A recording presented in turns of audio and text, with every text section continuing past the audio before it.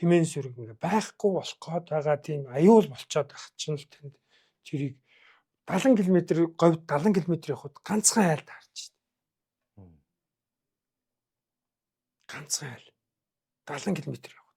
Тэгтэл энэгээр энэ нугаар дүүрэн айл байдаг байлаа штэ 30 жилийн өмнө гэж ирж штэ. Байхгүй болоод байгаа штэ. Байхгүй болоод байгаа штэ. Тэмээн зөрөөд байгаа штэ.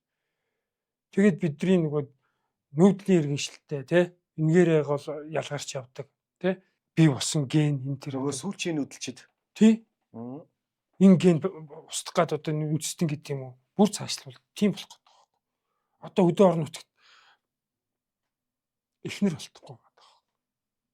Тэгэл тийгүүч тэгэл ингэсээр энд нь авчрах гал тий гадны зүйл маллаад амьдрах залуу олдохгүй залуу нь байлаа гэхэд эхнэр нь болтохгүй. Тэр залуу тэнд тэгсээр дууслаа нэг хүний амьдрал 60 жил дууслаа үр хөвгт байхгүй. 590 нэвтрүүлгийн ерөнхий ивент төгч Ойшин алдарт Зубровка